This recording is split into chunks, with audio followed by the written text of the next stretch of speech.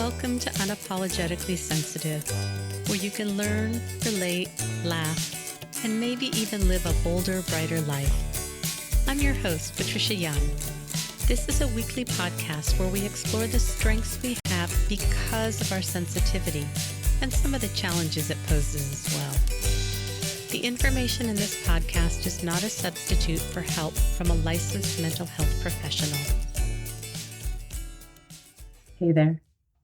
To the creatives, healers, sensitives, and deep thinkers, how the heck are you? Let's see, by the time you hear this, we're going to be into summer. I'm actually ahead of myself, so it's only the beginning of May right now, but how's your summer going? Are you taking time off? Are you having some fun? If you have kids, are your kids off? Are you enjoying it? Are you waiting for school to start back up again?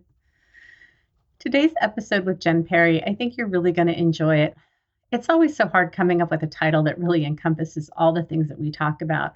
But we talk about if you have a hard time starting tasks, if you have a hard time organizing, planning, sticking with the task, finishing a task, getting yourself motivated to do things, how can we do that? What are some ways that we can work with some of these challenges? And when you're feeling overwhelmed and there's a lot to do, how can you manage?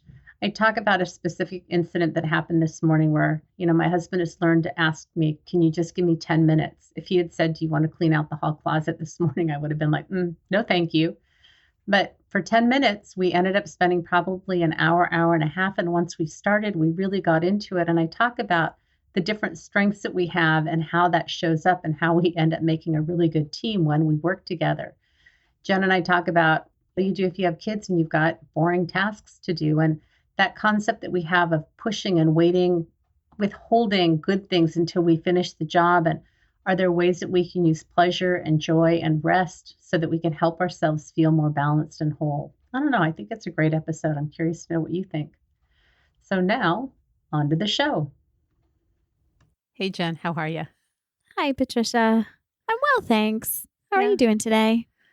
I'm feeling a little bit overwhelmed. I have something coming up that I need to organize, lots of moving parts, and it's been managed for me. And so we're just switching gears. So I'm feeling a little overwhelmed, but that's okay. That kind of relates to what I want to talk to you about today. But how are you doing? I am doing okay in this moment. I think a little afraid my brain's going to turn to mush at some point in the next 20 minutes while we're trying to talk, just because of how, it's overwhelm, isn't it?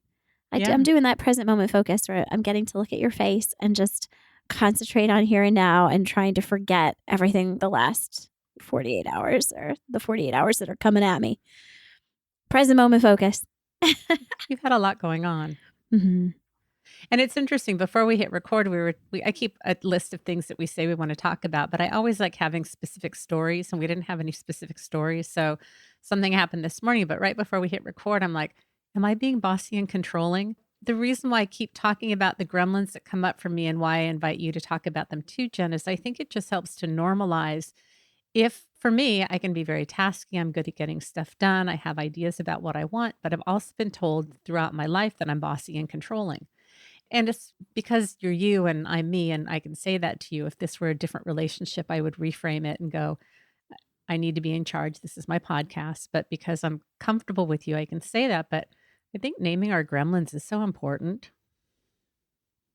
It is so helpful. Yes, more and more. And encouraging everybody around me to name their gremlins too, because it helps me know them better. Right.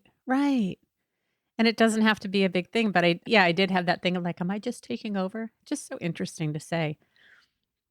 Yeah, I love it. I love that you did that. And I'm like, no, that's not the way, that's not the way I see it at all. It's going to be fun one of these days where I'm like, yes, you are actually. We'll see. But I'm sure that we will work through that. No, I'm always forever. I mean, that's just one of the nice ways you and I go together, because I'm like, oh, phew, Patricia's going to keep us on the rails so I can be my out there self. And I know you'll rein me back in. And I think for many of us as HSPs, like we want to get a group consensus. We want to have that harmony. We want everybody to have a voice. And so I think it can be challenging when you're someone like me that I'm often clear about what I want. I have a direction. I have a goal. I want to keep things moving. I want to keep things on task. And to trust that I can do that in a kind way. But I think because I have gotten negative messages, and I'm sure many of you who are listening also have, that it's hard not to have that gremlin come up. Yeah, it's negative messages, it's negative appraisals, where you're coming from. So another word I think for me for gremlins is who's telling the story? Whose narrative am I using? Because on one hand, hey, I'm on task, I'm accomplishing a lot, I'm doing this. That's being grounded in yourself and you know where you're coming from. Pick up the lens, like the goggles of someone else that is not where you are, that might be like, oh, you're being demanding or you're being this or you're being that. Like sometimes I love looking at the gremlin and being like, okay, whose lens are you wearing and what assumptions are you working under and what do you not understand about what I'm doing right now? Right. I think a lot of these often come when we're very young. So I don't have a name or a face to go with it. But I also know that if you've been in relationships with people that have been unkind, marriages, that often we get a lot of that negative messaging about how we show up and how it's not okay. And it oftentimes we've talked about that I'm very good about knowing what I want and staying on task and getting things done. But that can also be called bossy, controlling, rigid, perfectionistic. And there's truth on both sides of that. Yeah, it's just the perspective, right? Whose Sure. perspective. That's why I love that one saying that really helps reframe boundaries, right? That sometimes when we have a boundary with someone, the person who really freaks out, that's evidence, all the more evidence that we needed the boundary. And Yep. so whatever the narrative that comes along with that, right? Oh, you don't care, you don't this, you don't that. When someone is in disagreement with our boundary, but we know it's that. I think the more we name those, whether they're gremlins or whatever we want to call them, it lets us look at where's that coming from. Right. And boundaries really create safety in relationships. And if I'm doing anything that steps on your toes without knowing it, man, I want you to tell me. I want you to love showing up in our relationship. And if I'm doing stuff without even knowing that is pushing you away or making it difficult for you. And I think it's important for people when you set a boundary and somebody comes back at you with their claws out, that then it's easy to go back into that, like, it's me, as opposed to the people that I want in my life are going to be grateful and appreciate when I have boundaries. They may not always be happy about it, but that's okay. We can all have feelings. Yes. Discomfort's not dangerous. Feelings are okay. They're just full of information. Yeah. Yeah. Try and remember a story. This came up this weekend with my kids. We went away on a trip up to a cabin. It looked gorgeous. Oh my gosh, Bushkill Falls in PA. It's so nice. It was really, really beautiful. I had, again, so many interesting conversations with my son. He was annoying his sister. Mm-hmm. And we were able to look at it from all these different angles, right? And instead of, it was a couple of things. What's the information there was the upshot of it. I had one point. So my daughter and I both have ADHD that's been diagnosed, and I'm a little curious about it with my son. So he's playing with the window, because of course we had a long drive, right? So he's playing with the window in the car almost, and it's annoying the heck out of my daughter, and she's flipping out. So instead of getting into the whole narrative about he's annoying or he's annoying her on purpose or all this stuff, it's like, what's the function of that behavior? We ended up handing him a fidget and he was fine. And he had gone to this really awful, like heartbreaking place of like, why do I do what I do? Why am I so annoying? And I'm like, well, why don't we ask, like, what are you needing? Like, what are you needing right now? Because it sounds to me, dude, like you need a fidget. And Liv and I know all about that. Yeah. So just being able to pivot these little, how we're framing the question or what view we're coming in at. And if we can remember to do that. So back to what we were talking about.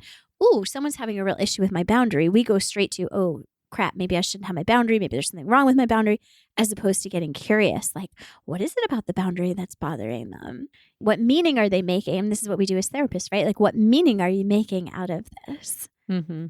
And really being aware of that. Your kids are lucky to have you. It drove me crazy when my kids would play with the locks and the windows in the car. And at that time, I think we had the kind of car where I could control whether they could play with them because one of them just loved to bug the other. I did not have the insight or awareness back then. And both of my kids have ADHD and both of them were on medication. And I've been diagnosed too, but did not have that insight. So so that was being bossy and controlling. Your kids are very lucky to have you, Jen. Well, they don't always have me on that. I don't always have the bandwidth. Sometimes they're like, stop, you're not allowed to annoy each other or whatever. Right. Right. Mm-hmm. Right. One of the things that we were talking about, and this does relate to ADHD, whether you want to call it ADHD or not, it doesn't matter, but being able to start a task initiation, sticking with the task, completing a task, feeling overwhelmed. I mean, these are all things that I really struggle with. And now that my husband has retired, I don't like getting rid of things. So we have lots of stuff. And we have this closet in the hall that's got shelves in it. And this morning, my husband knows, like if he said this morning, I just got up, I fed the dogs, and I was just having my coffee. And if he would have said, let's clean out the hall closet, I would have said like, no. But he knows me. He says, can I have 10 minutes? Can you give me 10 minutes? And he says, all you have to do is stand there. He says, I'll take out things and I'll show them to you. And you tell me whether we keep them or get rid of them. Like, that's not a bad deal. I could stand there and drink my coffee, and all I had to do was go keep it or get rid of it. So we started cleaning out. We did one shelf, and then it felt so good that we ended up cleaning out, I think, 2 or 3 shelves in the closet, which was really satisfying. We probably spent an hour and a half. And then here's the interesting thing, that once everything was out on the cabinets, on the counters, I was thinking we probably should get some plastic boxes and start grouping things together, because we ended up having a couple things of toilet cleaner, a couple things of Windex, because we can't see what's in there. It's a funky hallway with a funky, it doesn't even have a door on it. We have a curtain on little curtain rings that opens and closes it. So we don't even know what's in there. So I started grouping things on the counter that made sense to me, because otherwise I get really overwhelmed. But if I can kind of break into smaller chunks, and then we went to the garage and we kind of looked for some makeshift boxes that we could use. But it's funny because we didn't have enough boxes. And so he's like, okay, let's just put it back and we'll deal with this later. And so he can see the big project. Now I'm in the details. And I'm like, no, I don't want to put stuff back, because we're just going to be in the same place that we were before. So that my time sequence isn't great. So that's when we went out to the garage and kind of figured out, could we get a couple boxes and bring them in? And then I love my label maker. So, I have to bring out my label maker, which is great, because now we're labeling all the things that are on the boxes and putting them back. And it felt so satisfying. But if you have kids, if you have somebody that's like me that really struggles with task initiation and starting things, we really complement each other very well. And I kind of laughed that his thing was to just throw everything back in there, and we would have been in the same place that we were. But now we've got these nicely labeled boxes in there. I love my label maker. I love your hyper focus. Mm-hmm. And that is one of the things about ADHD, right? It's like you just can get really in there. Yeah. Once you get going. The getting going and the not feeling overwhelmed. So that Pomodoro, set a time limit. Yeah. And he knows like 10 minutes is kind of my thing. Sometimes he can get me for 20 minutes, but if he can just get me started for 10, then I kind of slip into it. And he has to keep me on track, because we threw out this, well, I'm not even going to tell you what we threw out, but what happens is like, oh, let's put it on, buy nothing on Nextdoor, because this is good stuff and somebody might want to use it. And then that means I have to take pictures and post it and I can get so into the weeds. We'll donate this, we'll give this to this person. And it, yeah. And then it's just crazy, because it's so easy to overcomplicate things. Absolutely. I love those buy nothing groups. I have one that'll be like, and it'll be routinely, okay, there's a bunch of stuff out at the curb at this address, with a real quick synopsis, or even just one picture of the whole lot of it. That's a great idea. I think it's a really common problem. I mean, I do. I have it on my porch too. There's like a pair of shoes that my daughter outgrew that I want to put up there. There's some bubble wrap. There's like, it's like the most random collection of stuff, because we mean well, right? We don't just want to throw it away. Yeah, definitely. That's a great idea. If it wasn't already in the trash can and bags, I'd pull it out. So everybody, next time, I'm sure there'll be a next time. I got through it. We'll have to figure out a better. Seriously, in our middle bedroom, because we had a shelf in the backyard when we remodeled our bathroom a couple of years ago, we put everything in boxes and threw it on the back patio.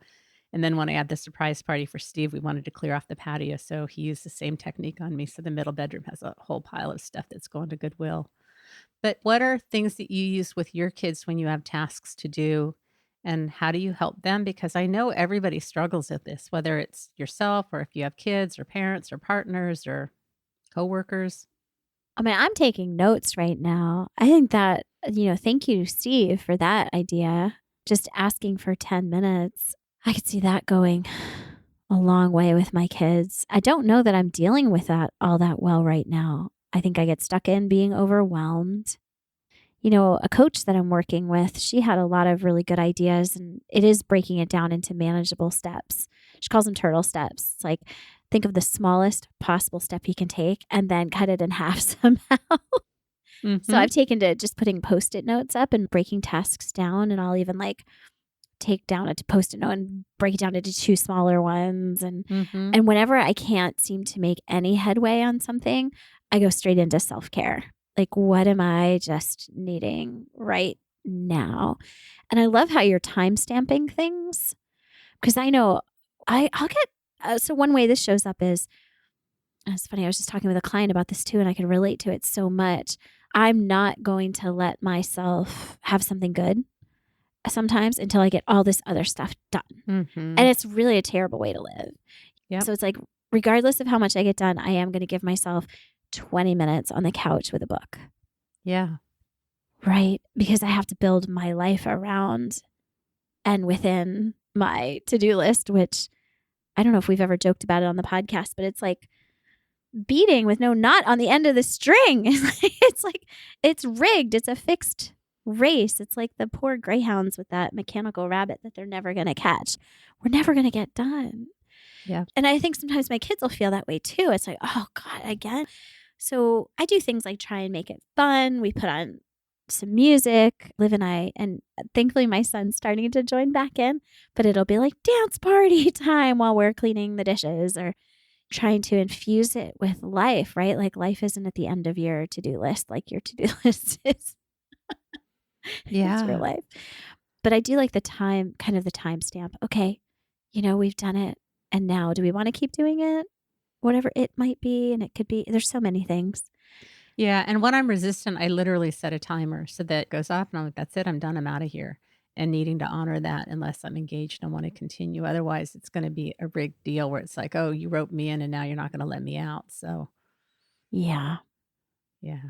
I have to laugh at myself because sometimes I'll gripe about something for longer than it would have taken me just to do it. I think most of us do. And I think many of us also have just what you were talking about, that we're mean to ourselves. We punish ourselves. We don't let ourselves do anything. We have a big thing that we have to do. Sometimes I know something's going to take me 20 minutes and I get out to be a 4-hour thing and I don't get anything done. And I kind of suffer all day. And I really love that concept of, it's like eating dessert first. Why do you have to eat dinner and then have dessert afterwards? Unless you're diabetic or you have some kind of metabolic thing going on.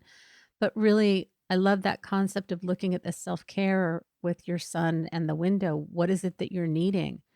And sometimes we just get a little bit of infusement of joy. And I wasn't even thinking about this, but it was really nice. I had time to take the dog to Dog Beach this morning, and it's something I really enjoy. I didn't hear my phone ring. I got a couple texts that it's one of the few times, like, I'm in my kayak, I'm very present. I'm with the dog, I'm very present. And I need those times because I'm so tightly connected to my phone. I'm not proud of it. It just is what it is. And having an hour to just be on the beach barefoot with my feet in the water, focused on the dog and what she's doing, really creates a sense of restoration for me. So I think when I come home, I don't think about it this way, but I think it does help me to sit down and focus because I've kind of had my playtime relaxation for the morning. Yeah. I think that's so many of us too, with the phones and everything. I think if you can incorporate some breaks like that, I know I feel a lot better. And I feel better when my life includes things in it that I love. I love art journaling, for instance. And if I don't set aside that half hour, it could be weeks, months, years since I've done it. And I don't know. To me, that's just, I keep reminding myself like I'm the grown up. Like, I get to decide now. And it's a funny phrase, but I think it's apt in that a lot of the stuff that's running us comes from such a young place. Right. I think too, I hate to say it, if I didn't have a dog, I wouldn't have gone to the beach this morning. But I was thinking as I was walking down the walkway how much I love being at the beach, but I never go to the beach. And I think many of us, if we have pets or animals, it's so easy for us to take care of somebody else's needs or prioritize other people over ourselves. And in this case, it works for me. The dog needs to go to the beach and it's good for me. So I'm not saying it's a terrible thing. And if that's the hack, or I have to save him with paddling, that my paddling partner's out of town and I tried to find someone to paddle with me this morning. Like, I'm just not going to go by myself today. I'm just not. I've started to love that connection with other people. And so I found something else to do. But if that's how you're wired, then find a group to go walk with, find a group that goes to museums, find a group that likes to go see artwork or whatever it is that your passion is. If You're not in a place to do it by yourself. Some people love doing things by themselves, and some people, like me, I mean, I went to the beach by myself, but I tend to like to go with somebody. I'm very person oriented, one person oriented, my emotional support person. Yes. Yeah. I'm like you, I'll close down in a group, but get me with one or maybe two Yeah. other people. And yeah, it can be really enriching, right? Yeah.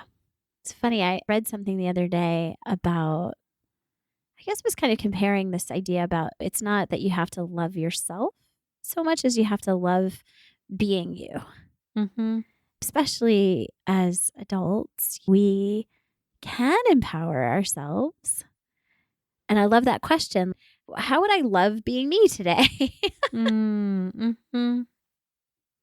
I get to do this, right? I get to be animate and be intentional and do things. Yeah. I read something recently that said if you don't know what brings you joy or pleasure, that what would bring you rest. That I think oftentimes we are so overtaxed that we need to rest enough that we can get to the next level of what is going to bring us joy or pleasure. So if you're thinking, I don't even know what I would want, maybe it's rest that you need. And is that with a good book or with a favorite blanket or with a pet or watching something that's really entertaining? I've been thinking about this. This was before the pandemic, but a therapist that I knew posted on social media that Netflix is not self-care. And I've been thinking about this a lot recently. And I'll tell you, for me, Netflix is a lot about self-care, that especially when you're doing heavy work or you're very taxed, our mind needs just chewing gum. We need to relax. We need to have that escape. And there's nothing wrong with it. If that's all you're doing and you're suffering and you're not getting other things done and you're not taking care of yourself, well, maybe you need to look at that. But those blanket statements of like Netflix is not self-care, like, I disagree. Yeah. No, absolutely. I love that. I'm going to remember that. Sometimes your mind just needs chewing gum. Yeah. No, it's true. When you said that about rest, absolutely. Yes. What we don't know what to do sometimes. It's like my turtle steps. And then if everything's overwhelming, it's self-care. And sometimes self-care is just staring out the window. Yeah. I don't know about you, but I haven't found the balance of when I overwork and then I take a day to relax, that oftentimes it's unfulfilling and unsatisfying because I'm understimulated. Like yesterday was a day like that. I didn't want to do anything. Steve's hip was hurting him. And so I could have watched TV, but he was watching something. So I just kind of futzed on my phone for a good part of the day. But at the end of the day, I was kind of restless and like unsatisfied and unfulfilled. And this happened about a week ago after the surprise party for him, that it was Wednesday night. And then Friday, I'm like, I'm not doing anything all day. And I was in my pajamas till 3. I think I told you I didn't brush my teeth. I think I was poloing you or somebody. And my husband looked at me appalled. I did end up getting dressed to take the dog to dog park, which was good. But this overdoing it and then trying to get that balance back and then feeling understimulated, which doesn't feel good either. It's just like I have not been able to nail this one. How about you? Well, your life is so busy. I don't think you get enough downtime to get bored. Yeah, it's funny. As you were talking, I was imagining that there have been some days in the past few months where I will rest and just deeply rest and even just spend the whole day in bed resting.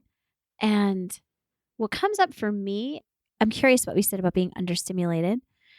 And this may be because I'm so crazy all the time, but I love being understimulated sometimes. Remember those old sensory deprivation tanks? I love them. I mean, an old friend of mine, we used to go all the time. Actually, I remember being right in the middle of a really busy city street and putting on, a friend of mine was a carpenter and he had these awesome headphones that just canceled everything out and just the peace. And I love going down into caves and then having someone turn the lights out. And it's literally like there's no light source at all. And my whole system just goes, So for me, I don't know. I tend to really enjoy being understimulated for periods of time. I don't know how long it would take for me that to bother me. Well, I think that's the part that it's like all day was too much because I didn't feel satisfied at the end of the day. Yeah. I know for me, if I get that kind of restless feeling because I haven't had enough time to see when does that set in. Yeah. it's usually some form of self-judgment. That's the irritant, right? Is this idea, oh my God, a whole day went by and I didn't do anything. Or am I justifying my existence because I overperform and hustle instead of just resting in my inherent self-worth, right? Which is one of my big struggles and something I've been looking at a lot this past year. For me, the irritation will show up as judgment. Yeah, for me, it's like I needed a little bit more than what I got. I needed a little bit more engagement. As much as I can be aversive to being around people, there's a part of me that really needs that connection one-on-one. I'm looking at time and I know you have a client in 4 minutes. Oh my goodness, is that the time? See, I need you. I'm like completely lose time here. So thank you. You're welcome. Thanks for hopping on with me today. It's always a pleasure. All right, go see your client. Bye. Hey again. So I'm curious, did any of that resonate with you? If you have found things that work for you, if you're in the online Facebook group, it's a closed group called Unapologetically Sensitive. If you look in the show notes, if you're looking on a podcast app, if you just scroll down, you should have the link. Or if you want to email me at unapologeticallysensitive@gmail.com, I would love to hear different hacks, and Jen and I can talk about them. Because I know that we struggle with this. I know it's so easy to get overwhelmed. I know some of us have ADHD and we're also HSPs.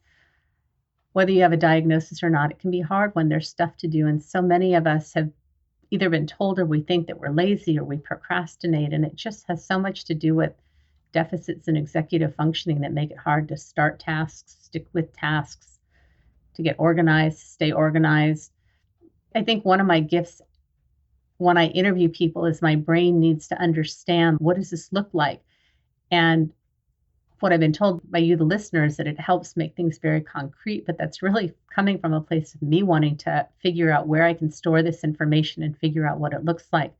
And talking about things without having specifics of what it looks like is just really challenging. And I think this is one of the things that those of us, if you're HSP, that we're neurodivergent, that telling stories is how we communicate things. I don't know, is that true for you?